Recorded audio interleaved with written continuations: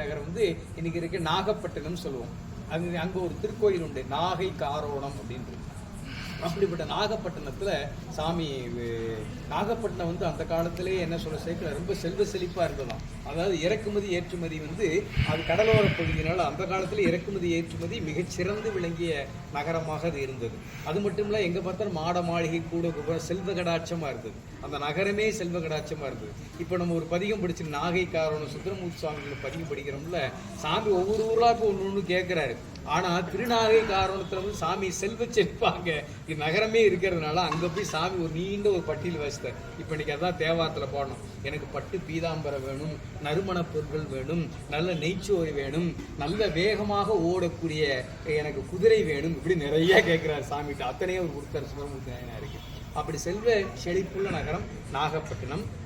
அந்த தளத்தில் பெருமான் மீது மிகுந்த அன்பு கொண்டு வாழ்ந்தவர் அதிபத்த நாயனார். அதிபத்த நாயனார் அந்த ஊருக்கு வெளிப்புறத்துல கடலோர பகுதியில பரதவச்சேரி அப்படின்னு சொல்லுவாங்க. அதாவது பரதவர்கள் மீனவ குடும்பத்தில் பிறந்தவர், மீனவ குலத்துல பிறந்தவர். அப்படிப்பட்ட பெருமான் அந்த மீனவ குலத்தினுடையவர்களுக்கெல்லாம் தலைவராக விளங்கினார். அவர் தான் மீனவ குல தலைவராக விளங்கினார். அவருக்கு நிறைய பணியாளர்கள்லாம் இருப்பாங்க. அவர் அந்த பணியாளர்கள் சூழ அவர் நாள்தோறும் கடலுக்கு போவார், வலையை வீசுவார், மீனை பிடிப்பாங்க. அந்த மீனை விற்று அதன் மூலம் வருமானத்தை தேடக்கூடிய மீனவ குலத்தை சேர்ந்தவர்கள். இந்த பணியை அவர் நாள்தோறும் செய்வார். அவர் ஒரு குறிக்கோள் வைத்திருந்தார்.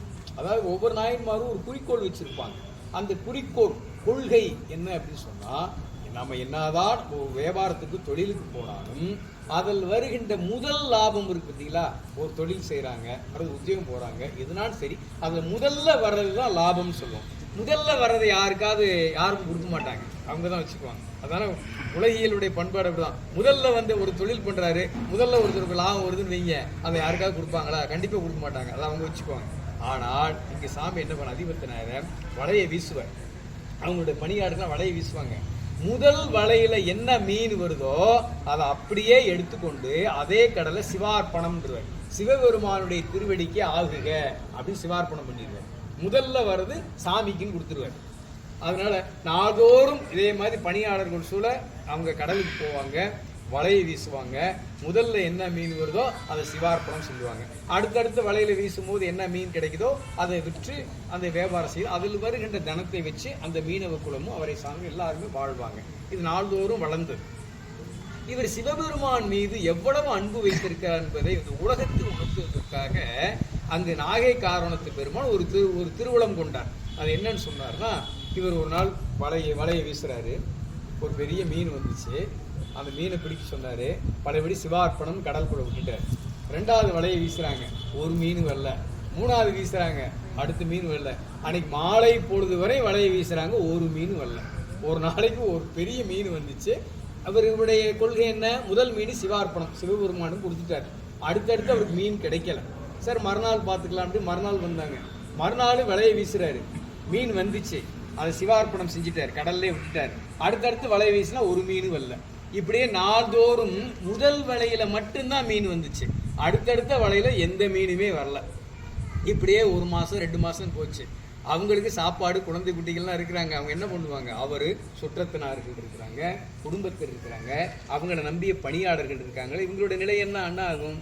ஆனாலும் ஒரு சாமி என்ன பண்ணாரு, யாரும் இல்லைன்னா அவரே போடுவார், வீசுவார். ஒன்று தான் கிடைக்கும், பழையபடி சிவார்ப்பணம் பண்ணிடுவார். அடுத்தடுத்து வீசினா கிடைக்காது. இப்படியே 4 பொழுதும் போய்கிட்டே இருந்துச்சு.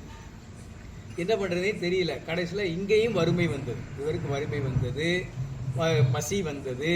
உற்றார்களெல்லாம் அந்த பசியிலான வாடிக்கொண்டிருக்கிறார்கள்.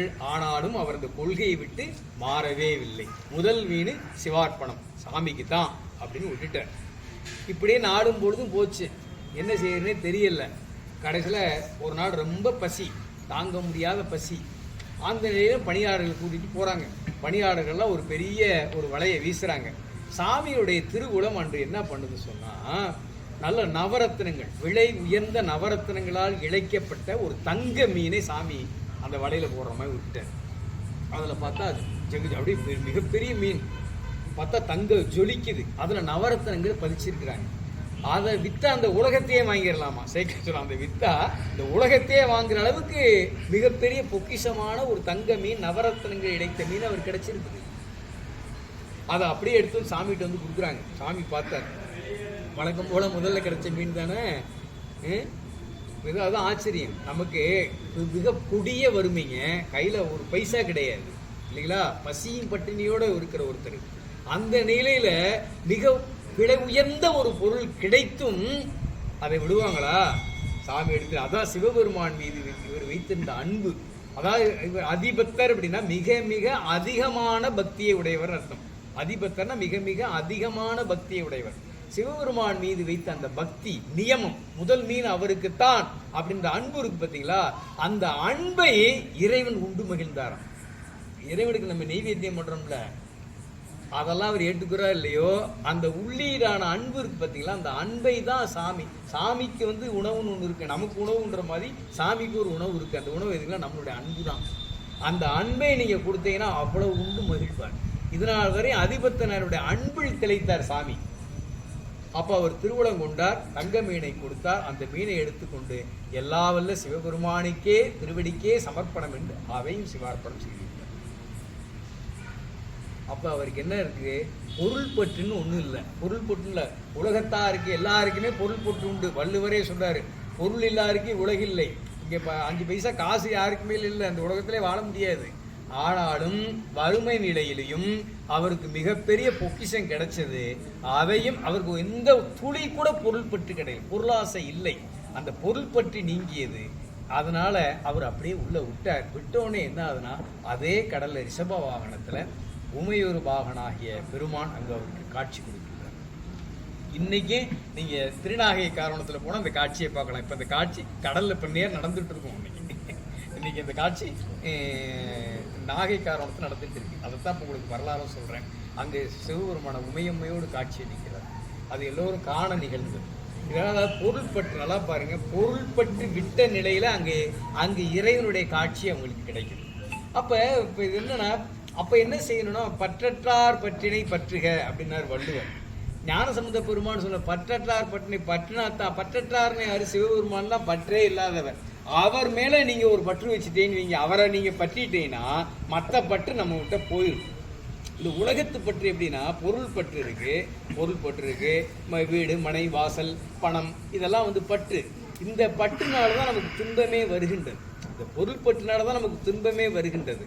அந்த பொருள் பற்றை ஒருத்தர் விட்டு நீங்கினால் என்ன நடக்குன்னா, இன்பம் வருகின்றது. இன்பம்னா என்னன்னு கேட்கலாம். சிவபெருமானுக்கு இன்னொரு பேர் இன்பம்ங்க, சங்கரன். சங்கரன்னா இன்பத்தை தருபவன். அப்ப இன்பத்தை தருவனுடைய காட்சி, அதாவது நாம் இன்பத்தை நுகர வேண்டுமானால், அவனுடைய அருளை பெற வேண்டுமானால் பொருள் பற்றை நீக்க வேண்டும். இது பொருள் பற்றை சாதாரணமா நீக்கிற முடியாது.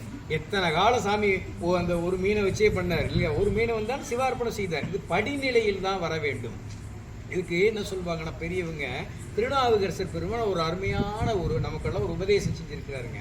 நம்ம வாழ்நாள்ல இங்க வாழ்றோம் இல்லைங்களா, பிறக்கிறோம், அப்புறம் கொஞ்ச நாள்ல திருமணம் பண்றாங்க, அப்புறம் வயது வந்துருச்சு, அப்புறம் இறந்து போயிடுறாங்க.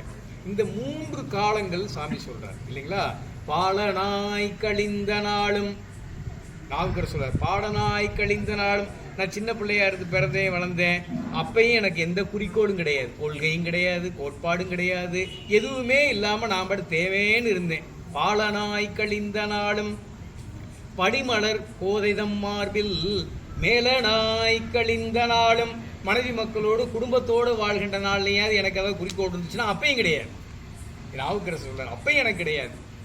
வெறுவோடு மூப்பு வந்து கோலனாய் கழிந்த நாளும். வெறுவோடு மூப்பு, ரொம்ப மோசமான முதுமை வந்துருச்சுன்னு வைங்க, நடக்க முடியாது, நிற்க முடியாது, எதுவுமே செய்ய முடியாது, உடம்பு 100% நமக்கு ஒத்துழைக்காது. அப்படிப்பட்ட ஒரு கொடுமையான ஒரு முதுமை வந்து கோலூன்றி போற காலத்துல கூட குறிக்கோள் இல்லை இல்லைங்களா.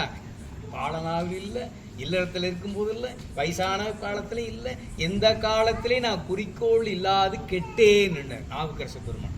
ஆக அது அவருக்கு இல்லை, நமக்கு சொல்லியிருக்காங்க, குறிக்கோள் இல்லாது கெட்டேன் சேலுநான் பழனைவேலி திரு கொண்டீச்சரத்துள்ளானே அப்படின்னு. அப்ப நம்ம பெரியவங்க என்ன சொன்னா, வாழ்க்கையில நீங்க ஒரு குறிக்கோளை கடைப்பிடிங்க, கொள்கையை கடைப்பிடிங்க. அது சிவத்தை நோக்கி இருக்கட்டும். எல்லாரும் கொள்கை, சில பேர் கொள்கையை கடைபிடிப்பாங்க, அது உலகியல் கொள்கையா இருக்கும். சிவத்தை நோக்கி ஒரு கொள்கையை நீங்க கடைப்பிடிங்க. குறைந்தபட்சம் நான் காலையில நீராடிட்டு திருநீர் வச்சுட்டு ஒரு 5 நிமிஷம் பஞ்சாட்சர ஜபம் பண்ணிட்டு தான் நான் சாப்பிடுவேன் அப்படின்னு ஒரு குறிக்கோள் எடுத்துக்கொடு. இந்த குறிக்கோளை விடக்கூடாது. இன்னைக்கு ஞாயிற்றுக்கிழமை இன்னைக்கு விட்டுட்டு நம்ம திங்கக்கிழமை பார்த்துக்கலாம் சொல்லக்கூடாது. 7 நாளுமே அந்த குறிக்கோளை பின்பற்ற வேண்டும். எளிய குறிக்கோள். காலையில் நீராடி திருநீர் வச்சு சிறிது நேரம் பஞ்சாச்சார ஜபம் பண்ணிட்டு நான் அப்படி அடுத்துதான் நான் சாப்பிடுவேன், நான் அடுத்து செஞ்சுட்டு தான் நான் சாப்பிடுவேன் அப்படின்னு ஒரு குறிக்கோளை வைத்துக் கொள்வது. நேற்று கூட சொன்னேன், ஆறுமுக நாவலர் சிவாகமத்தில் உள்ள அந்த விதியை தமிழில் சொல்லும் போது அருமையா சொல்வார். யார் ஒருவர் வந்து சிவபெருமானை வழிபாடு செய்யாம சாப்பிட்றாங்கன்னு வைங்க, அவங்க தட்டுல இருக்கிற சாப்பாடு இல்ல, மலம் இருக்கே வெளியே போறாங்க, மலத்தில் உள்ள புழு அப்படின்னு அவன் சாப்பிடுது. இறை வழிபாடு செய்யாமல் ஒருத்தன் உண்கின்ற உணவு மலத்தில் உள்ள புழுவுக்கு சமம் அப்படின்னு தான். இப்ப அந்த குறிக்கோள் வைத்துக் கொள்ளும்ல, காலையில் எந்திரிச்சு நீராடி திருநீருக்கு கொஞ்சம் ஜபம் பண்ணிட்டு இறைவனை வணங்கிட்டு நான் சாப்பிடுவேன் குறிக்கோள், உத்தமமான குறிக்கோள். அந்த இடையறாத பின்பற்றி வேணா நமக்கு அந்த இறைவனுடைய அருள் கிடைக்கும். அப்புறம் அது முடியலையா, நான் குறைஞ்சபட்சம் பஞ்சாச்சர ஜபமாவது பண்ணுவேன், இப்படி ஏதாவது எடுத்துக்கொள்வது.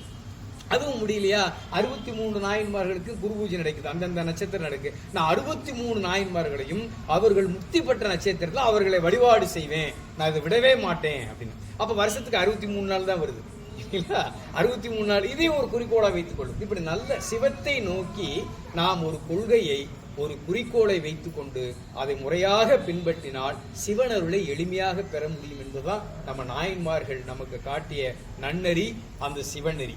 அப்படிப்பட்ட நன்னெறியாம் சிவநெறியை நாம் சார்ந்து அந்த சேர்ந்து வாழ்வதற்கும் நம்மளுடைய குருமார்களுடைய அருள் வேணும். ஆகவே நம்ம குருமார்களுடைய திருவடியை வணங்கி, அதிபத்த நாயனாருடைய திருவடியை வணங்கியும், புகழ்த்துணை நாயனாருடைய திருவடியை வணங்கியும் அந்த அருமையான அந்த சிவநெறியில் நாமெல்லாம் உரைத்து நிற்க வேண்டும் என்று அந்த திருவடிக்கு நம்ம முதல்ல பிரார்த்தனை செய்யலாம். நம்ம நினைக்கலாம் இந்த கொள்கையில் உறுதியா இருப்பேன், நம்ம நினைச்ச மாதிரி நடக்கும்னு நினைக்கிறீங்களா? நடக்காது. அதுக்கு குருவருள் துணை செய்யும். அதனாலதான் அந்த குரு பூஜை. நம்மளுடைய குறிக்கோள் வந்து நான் குறிக்கோள் விட்டு போயிடக்கூடாது சாமி. நம்ம ஒரு ரொம்ப சிம்பிளுங்க. நம்ம 63 நாயன்மார்கிட்டையும் முருகப்பெருமாட்டையும் சாமிகிட்டையும் அம்பாள்கிட்டையும் விநாயகர்கிட்ட வேண்டும் போது ஒரு சிறந்த வேண்டுதல் தெரியுமா? சாமி எனக்கு எதுவுமே தெரியாது, எனக்கு ஒரு நல்ல வழிகாட்டுங்க. இதுக்கு மேல ஒரு சிறந்த பிரார்த்தனை இல்லைங்க. எனக்கு நம்ம வேற எதை கேட்டான்னு பிரச்சனை தான் வரும் இல்லைங்களா? இன்னைக்கு நம்ம 10,000 ரூபாய் கேட்டா இப்ப நாளைக்கு 20,000 ரூபாய் கேட்க வேண்டி வரும் இல்லைங்களா?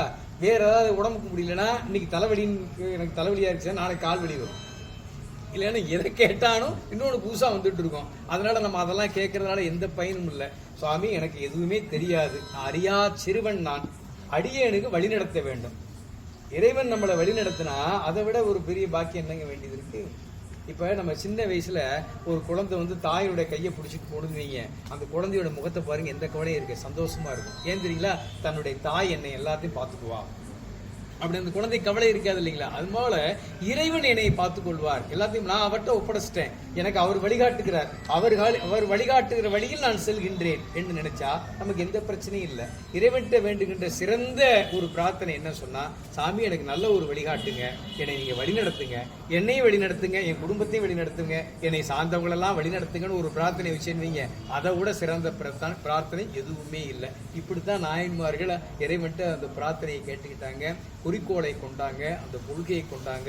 அந்த உறுதிப்பாட்டிலிருந்து அவங்க விலகாததுக்கு காரணம் குருமார்களுடைய அருளும் திருவருளும். ஆகவே குருவருளும் திருவருளும் நமக்கு துணை செய்ய வேண்டும் வேண்டிக் கொண்டு, நாளைக்கும் இது மாதிரி குரு பூஜை இருக்குதுங்க. இளையாங்குடி மாற நாயனார் குரு பூஜை, ஆவணி மாதம் மக நட்சத்திரம் அமாவாசை, அருமையான நாள்ல அந்த குரு பூஜை வருகின்றது.